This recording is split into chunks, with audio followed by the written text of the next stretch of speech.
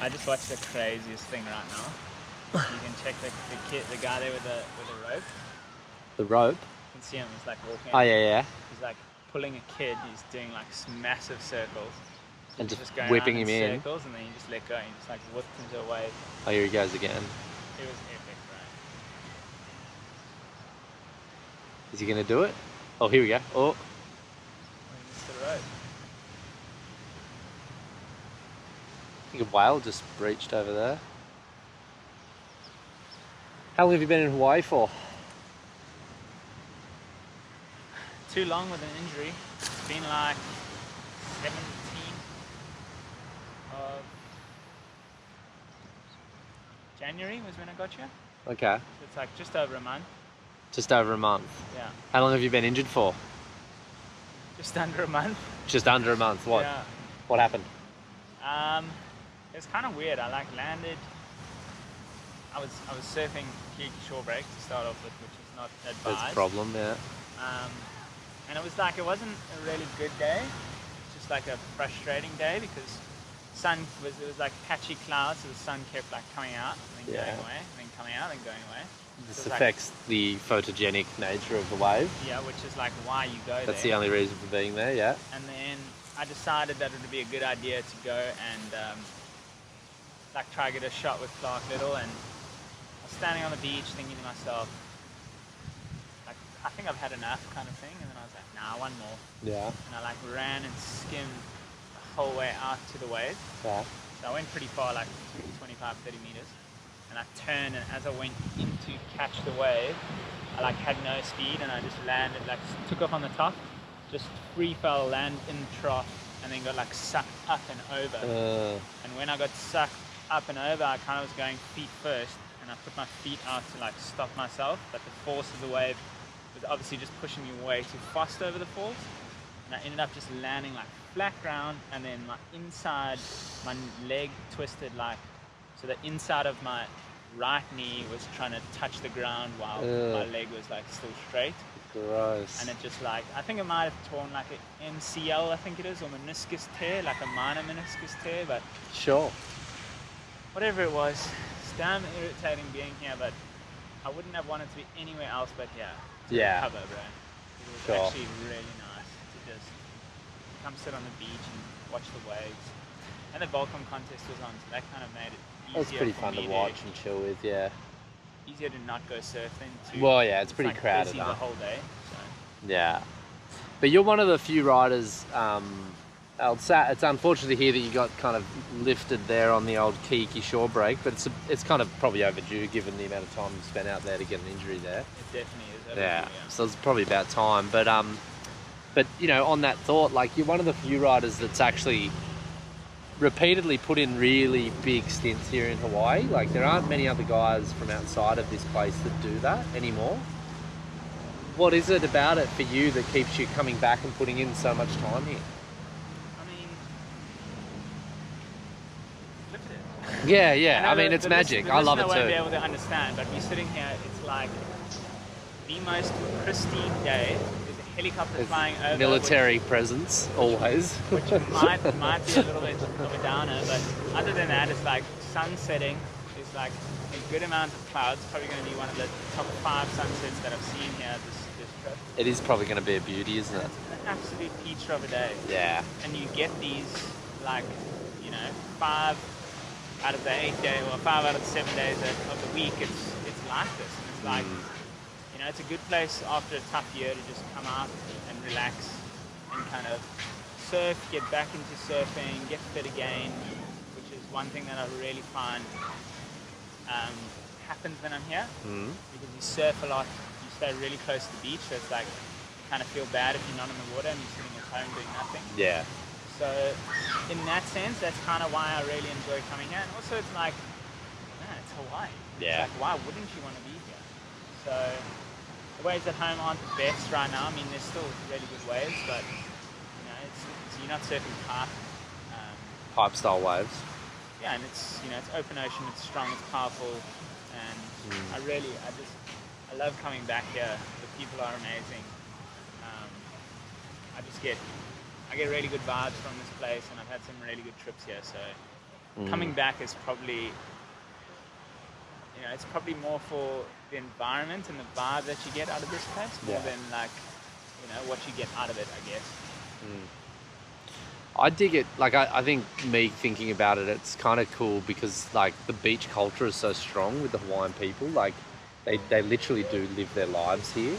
Yeah. And every social activity seems to take place here. So, you see like on a Sunday yesterday, there's families that just set up for the whole day and everybody's surfing, everybody's having a great time. And that happens in Oz too, but here it seems to happen to a whole other level. I don't know if I've seen it happen to this extent anywhere else in the world, that's for sure. South Africa, it's not like this, is it? No. I mean, besides December time where you get like a whole bunch of Afrikaans people coming from Johannesburg, which is like 5 hours from the closest ocean. Yeah. Like other than that, it's like, it's not going to happen like all year round like it does here. Yeah. And the guys, they come here and they set up a tent with 2 cooler boxes and there's drinks and there's barbecue food and you just like, they go crazy. Yeah, it's pretty special. So this place is really like a spot. It was interesting. I'm going to pick up on something you said before. You said that after a tough year, it was good to come here and kind of regroup and find that passion again. Like, how tough was last year for you? No, I can't even put it in words. I think what I should have done last year, like, thinking. Sorry, we got an umbrella just launching. I was just waiting for that to hit someone. Sorry. I think like we should probably help, but we're not. We're gonna watch. Sorry. I think after after 2018, even 2017 and 2018, because I kind of count that as like a joint year, because 2017 went by super fast. Yeah. It felt like really easy. Yeah. And 2018 felt like it was part of the same journey because I was pushing so hard to get world titles back to back. Yeah. And then it was quite crazy because like straight after that happened, I got really sick again. Yeah. And I battled with that the whole of last year. Yeah. But in battling with it, I was thinking to myself, maybe I should have just taken that year off. And there's no real policies behind or rules behind taking that time off. Right. Do you keep your seating? Are you able to? Yeah. So it's kind of tough, you just got to kind of keep trucking and 13th on the world tour is not bad. But, it's not bad. But after coming, I'd have it. But after coming in like the top 5 for the years before, like 3 or 4 years before, it was kind of a tough pill to swallow, and not doing well at events that I was hoping to do really well at, like and that you would traditionally do quite well at. Yeah, like Arica, Antofagasta, and but my mindset, it's like I don't think people really understand what it takes to compete at that level for multiple years. Like some guys are just incredibly strong mentally. Like I look at Pierre and Jeff and Jared and those guys just keep going year after year, and it's like they keep getting good results, and it's not often that you see Pierre fall out. And what happened to him at the end of last year, I think, was just like a massive build up to movie and expectations from sponsors and being in the top running for the last couple of years, and and then we watched him in that final heat at Fronton, and it's just like, man, my heart went out to him, man, because it's like that is such a tough situation to be in, and to like try and mentally, he said to me as well, it's like after Sintra he was really battling mentally. Which is, it's so hard. It's like you got so much on your plate. You got a family you're supposed to be looking after and providing for, and plus you're trying to do a movie and you're trying to get a world title. It's like it's a lot of work, and people look at that like, oh, you're living the dream, but you forget about all the other stresses. You got family expectations, and there's just so much behind it. So I kind of went out on a tangent there, but no, it was about you, and you just made it about Pierre. Yeah, but it's just like, for me, it was just really tough to get my head wrapped around competing again at that higher level, and I just psyched myself out. Yeah, but you did have moments. I remember, like, you did have moments of I don't know. Were there any events where you didn't make it through into the kind of final 16. Which ones were those that you didn't get that far? So, Iquique, I didn't get too far. No, you didn't. That's where, that was one of them where you fell pretty early there, like 25th or, maybe a bit higher than 17th, that. I think. Yeah, I think you got 17th, yeah. And then I think I got another 17th in Arica. Yeah. And then I got like a joint 9 in Brazil. Yeah. Antofagasta? Antofagasta got a 17th as well. Yeah, right. So you're just missing those kind of final 16 spots. Yeah, I was just missing that like last kind of pump, like jump, which would have been like really good for my morale. Yeah. More than anything else. And it just like every time I seemed to like get to that spot, even in Brazil, you know, I was still in that same area because I was in the heat before, I guess you would say, like your quarters. Yeah. You know, because those were 4-man heats, and that situation just like, and it just kept getting to me. Like after Brazil, I was super angry. Yeah. And you know, I was really, really frustrated just with how I was surfing, and you know, also maybe mentally, because I'd bought a board that I was riding thinking the water was going to be a little bit colder, and it ended up being a lot warmer. So that was a little bit soft, and you know, that also played into my mental state, and I was really feeling that, and it's just like, you know, that kind of trickled down. And then when Antofagasta happened, I was like, okay, that was partly my fault, like just being, and then by Iquique I was just like so drained, and just like I could have packed it up very easily in Iquique, just and left that. sent it home. You know? Yeah, right. It was just like, at that point I was just like, just get me out of here. It's like, But how did you bring it back? Because in Sintra, you know, things kind of turned right around. Like you were on the podium, you got a 3rd place. You know, you came 3rd in the Drop Knee World Championships, which was obviously a pretty big moment for you. So how did that turn around so well for you? Like, what's the secret? Like, what's the? It's funny because I get goosebumps thinking about it, but it's, you know, I always put so much pressure on myself than anything else, and I think, like, you know, I've always got this expectation to do well, and I got home from South America absolutely frustrated out of my brain. Yeah. And I got a really good team that I work with back home. I got a good team of doctors and biokinetists.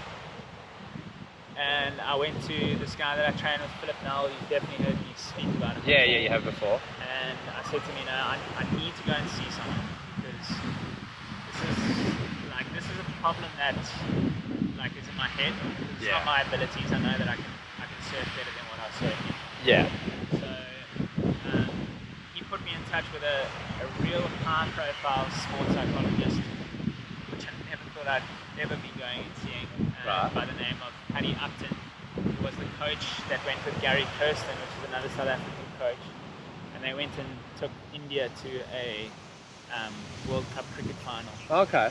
As a team effort, like those two were the team. Yeah, they were the team managers. Right. Like I don't know what you would call it. The management team. Coaching staff. Yeah. You know?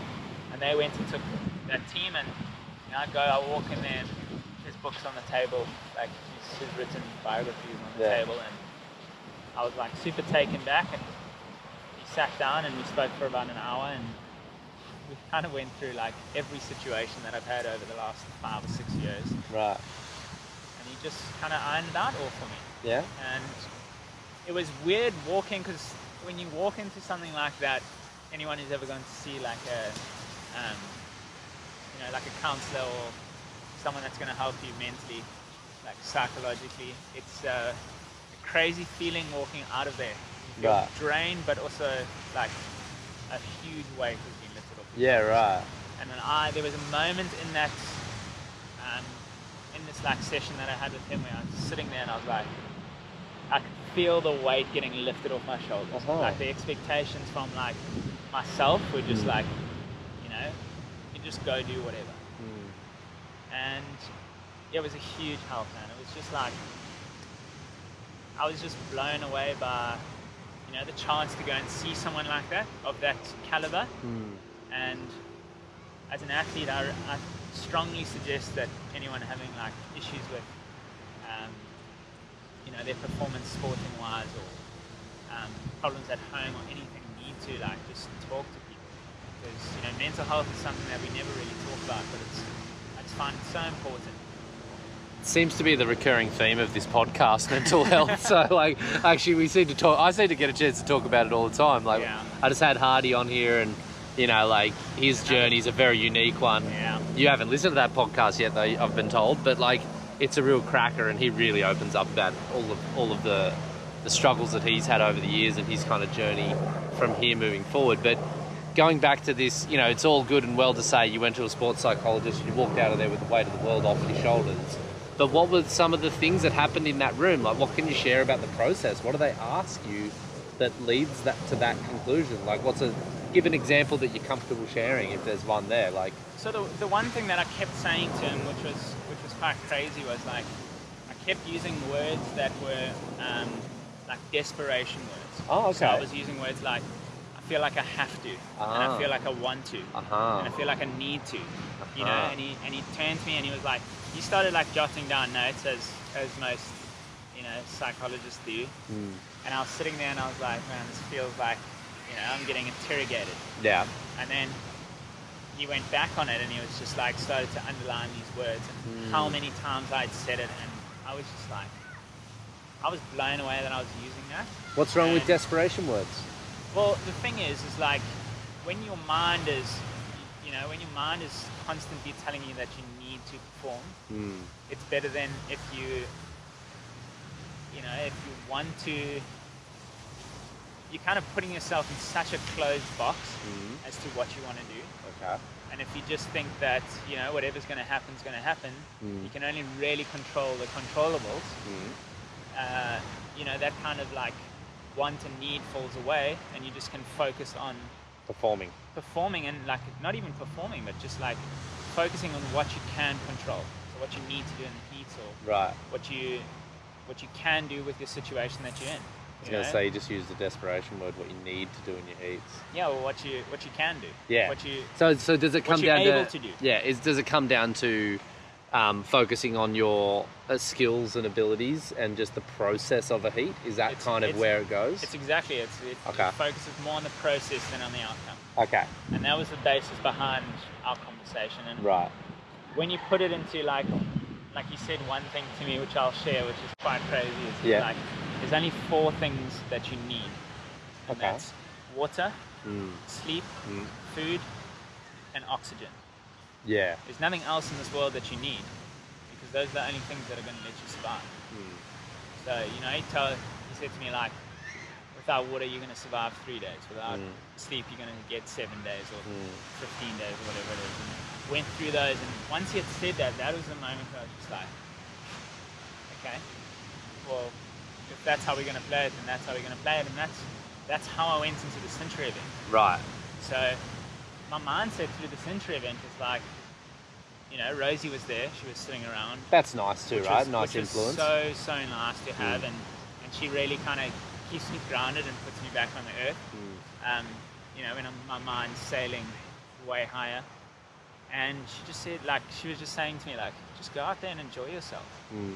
And taking that pressure from having to, or wanting to, or needing to perform, I could just go out there and do what I wanted to do. And that's what brought about doing Drop Me. And the guys were losing it when I was surfing. I was one of them. Yeah, you were one of them too.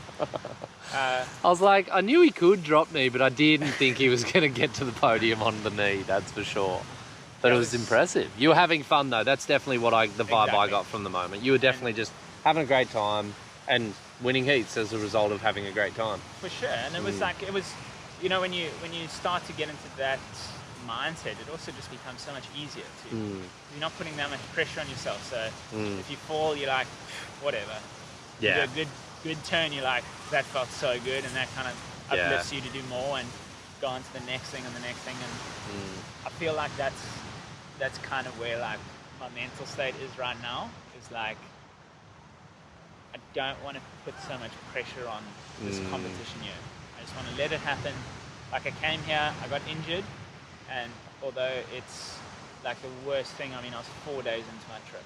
Yeah, that must 4 days suck. into a 6-week trip, and I'm like out for 2.5 weeks. But then, like, looking back on it, it's like, it just lifts the whole story that I've had so far. Yeah. And getting into here, who knows what the rest of the year holds too. So It's a big year. It's a long year still. We're only in February. We've still got until mid-November to compete. So there's a long time, and I'm just happy we got quite a long break now between. Yeah, we will after Pipe. After Pipe, we got until till South America in June. Yeah. So that gives me like a nice long gap to go home and Regroup a bit. Full rehab on the knee. Yeah. I've had shoulder issues too, so I try to get that sorted.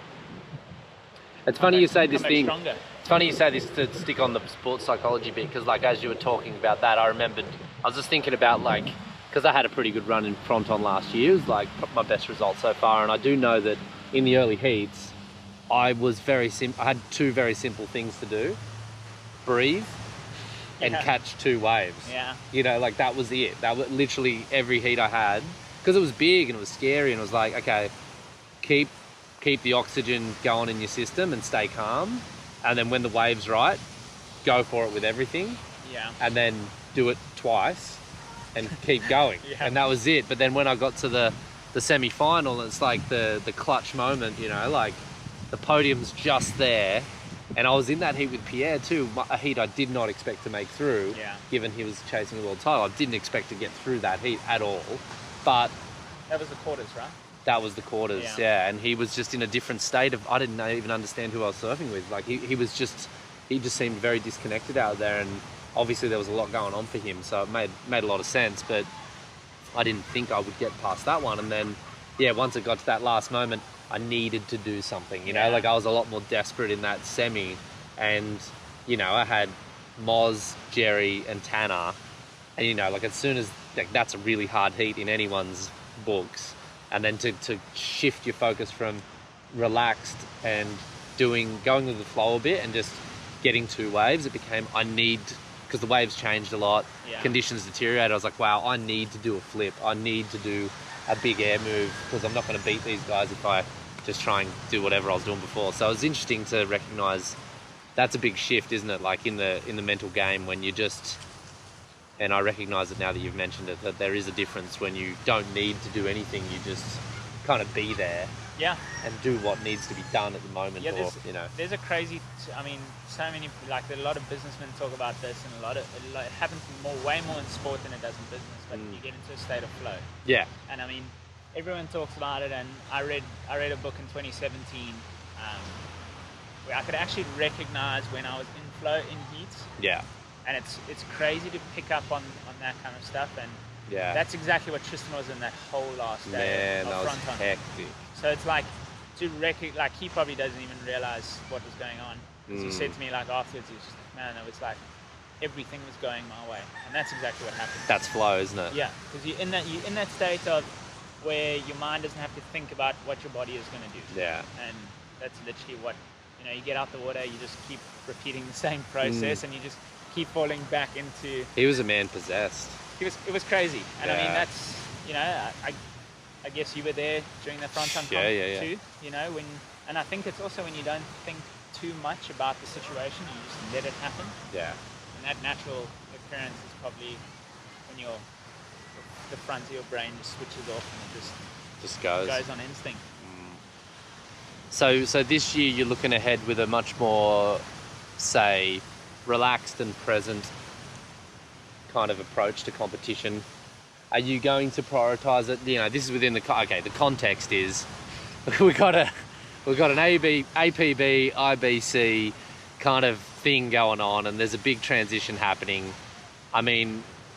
What do you want to kind of divulge about your thoughts on the whole process so far? It's a difficult position to be in because I know both sides of the story. We've spoken about that length. Yeah. And I think it's just difficult to, it's difficult for the promoters to see our situation because that's who's obviously taking over the RBC, but at the same time it's difficult for the riders to kind of get their point across. Yeah. And I think we're getting to this crossroad where they kind of taking advantage of the power they have by not listening to us, and when we hear the information, we then giving them our opinion, but by that stage it's like, well, we've already made this decision, and it's kind of like, Yeah. you know, we're running a dictatorship, and we're going to tell you guys exactly how it's working. Yeah. But it's an interesting place to be in the sport, because I feel like some of the changes that are being made are going to push us back a couple years, which is not what we need. The branding changes you're kind of maybe speaking to mostly? Branding changes for sure is a huge issue. Yeah. By not keeping the APB alive, which I think as a whole we are doing really well at doing. Yeah. But by letting that slip would be the most detrimental thing that we could do. Yeah. Because we would lose the huge following that we have of 118,000 people. You know, the 200,000 people on Facebook, and that reach that we had was just like phenomenal. Yeah. So like not using that base as like something to promote our sport and where our sport, the platform that our sport should be on, Yeah. is like, it's just the stupidest thing you can ever do. Yeah. So, you know, that's kind of, yeah, to let the listeners know that that's kind of our main priority right now, is to keep the APB alive. Yeah. And keep pushing with the Rider Association, the non-profit from the rider's point of view. Yeah. And see what we can make of it. If we can turn it into maybe a big news and media company, then, you know, it would be flippin' mental. It will be, and I think like for me, I've approached this in two minds. Like, I mean, there's no secrets that I was one of the, you know, not critics, but, you know, like I was always willing to ask tough questions of the previous APB leadership, Alex Leon and Terry McKenna and everyone else involved. I've never been shy of having an argument, Yeah. which is healthy if it's constructive, and I do feel like the majority of times it's been constructive. I don't pick fights just for fun, because it's not that much fun. But the beautiful thing that I know of when working with Alex Leon and having discussions about the future and stuff like, and Terry as well, you know, there was always like listening and adjustment and kind of like this inclusive approach. And maybe that was easy because we were all speaking English, and that was like easy to get away with because we all understand each other inherently. But maybe I'm just finding it way more difficult, and also because there's no previous relationships with the promoters that are kind of launching this, you know, like we don't really know each other. We haven't had a beer together, you know, like we haven't laughed that much together, you know, and I think that's super important in any relationship. This is why workplaces have social events, you know, like an after work beer or get together is to build that social capital, which helps you make decisions easier together, and you understand each other, you know where everybody's at. So for me, there's just this lower, call it trust or just call it understanding, but we just don't have a high level of that yet. And I think that there's been assumptions on the side of the promoters that they were just going to get that from the start. Yeah. And I feel like they maybe were a bit naive that, you know, the riders were just going to go, oh yeah, well, come on in, take over, we love you for everything you've already done. It's just like, hang on, we like your events, like you do great events, like cool, but we're not just going to hand over our whole world here because you feel like running it. Like, but I love their enthusiasm at the same time. Like, I do actually appreciate their enthusiasm. Like, good for you guys. You want to go and do something big and great. Like, cool. We need people that want to do big and great things, but we also kind of need to take the baby steps that are necessary. So for me, it's just this weird situation where it's just like, I feel like we just need to slow it all right down, get to know each other more, have that beer or have that, you know, non-alcoholic beverage, whatever you're into. Kombucha, have a glass of booch and have a yarn and get to know each other better. But yeah, it's a tricky situation. But does all of this affect you at all with your planning? Like, are you still intending on doing the full tour, or are you gonna contemplate, you know, reducing that load in light of this transitional moment? It's a weird situation for me because as much as I don't want to be going to every event because there's so many events. Yeah, it's too expensive. You know, it's like 8 events, South America for 6 weeks. Again. You know, then it's like get home, get a visa for Australia, Yeah. Australia back to South Africa for events, South Africa up to Portugal for events. So I'm gonna just have to see. Yeah. You know, there's other things that might be happening in Australia that I might have to go and see. Cool. There's been some discussions there that we've been heard about. So, Okay, sure. I'll just Artificial discussions. Yeah, artificial wave discussions. So Yeah. Stay tuned. yeah, it's just like it's an exciting time, I think, for all ocean or wave riding sports, having those kind of events that could pop up. Yeah. So if that's something that's going to happen, you know, then Yeah, you don't want to miss that. For sure, I don't want to miss that, and I think it's a huge media opportunity too. Yeah. So yeah, I think I'll play it by ear, see what the sponsors think too. You know, Does that dictate a lot of your decision making? Are they the for biggest sure factor? with Sniper especially? Oh, okay. You know, they want me to go to the event. Oh, they want you to compete.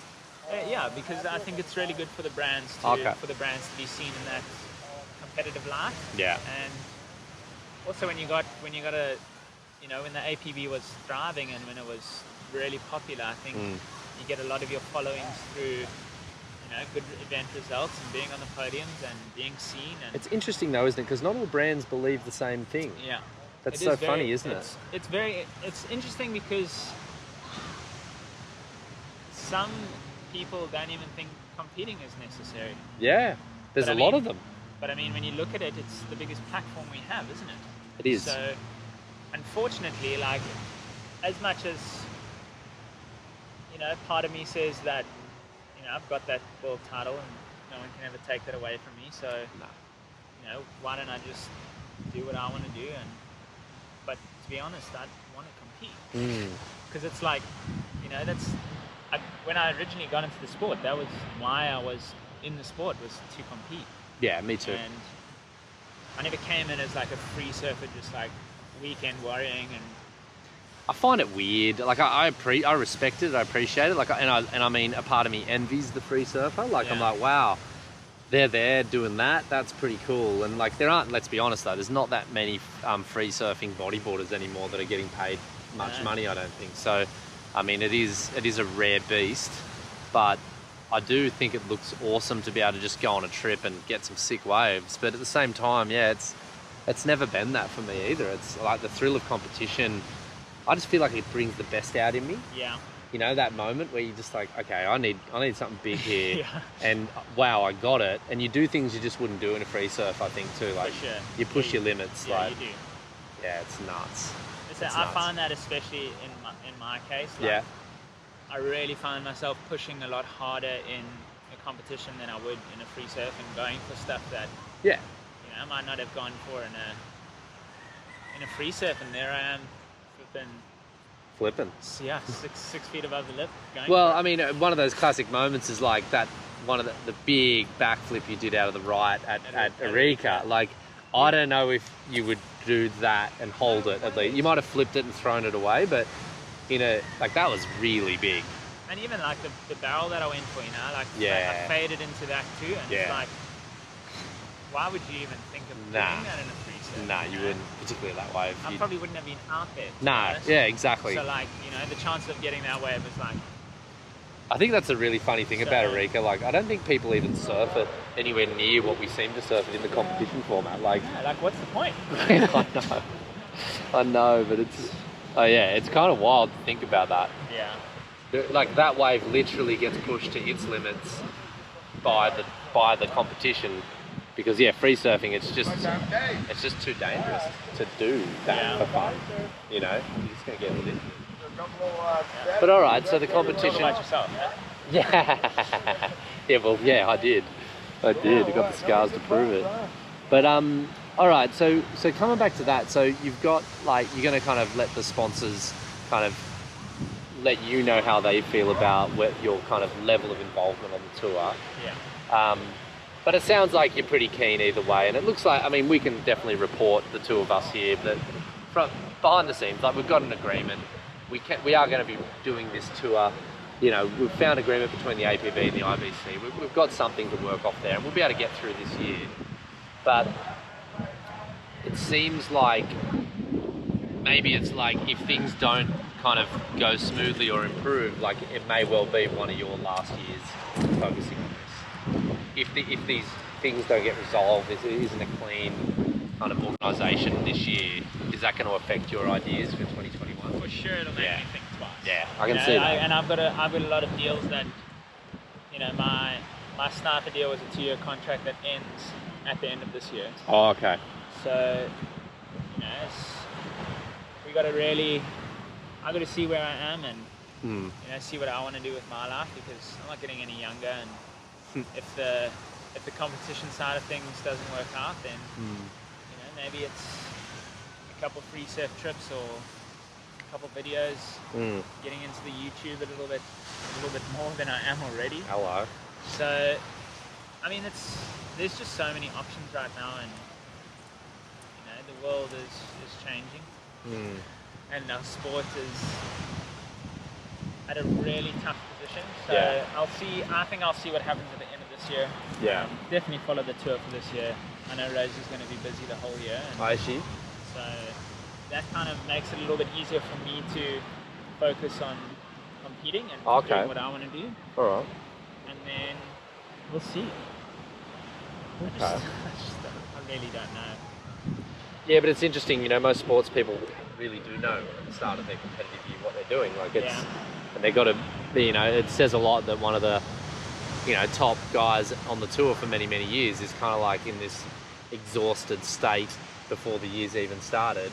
Yeah. And it's you know, and I'm sure, like, I'm going to hopefully podcast with a bunch of other people while we're here, and I've got this feeling like I'm going to get the exact same response from them about where they're at with competition, and it's concerning because, you know, the tour, I mean, my opinion on the tour is it's only as good as the ability of the people on the tour. So 100%. If you've got guys who aren't showing up, you know, like even like Moz last year, not having him on the tour as a regular competitor, that was weird, because he turned up and absolutely blew the place apart.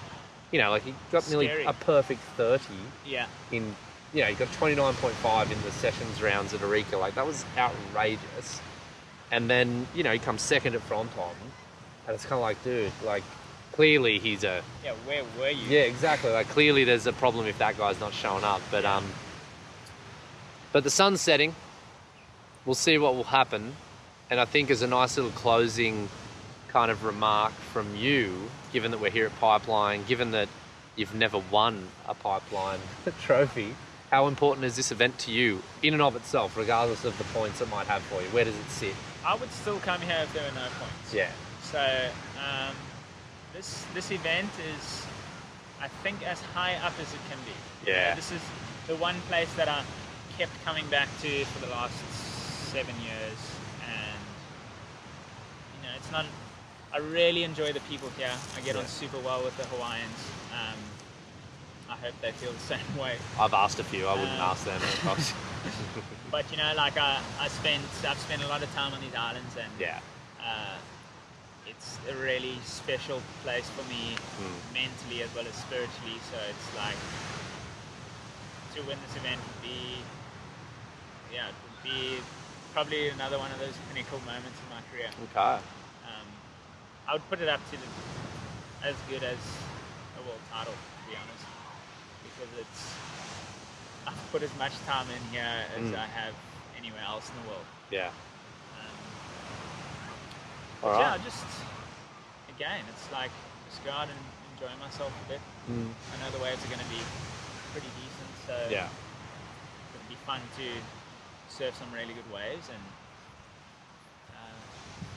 hopefully Pipeline will light it up. All right, well, let's see what happens next, in the literal next few days.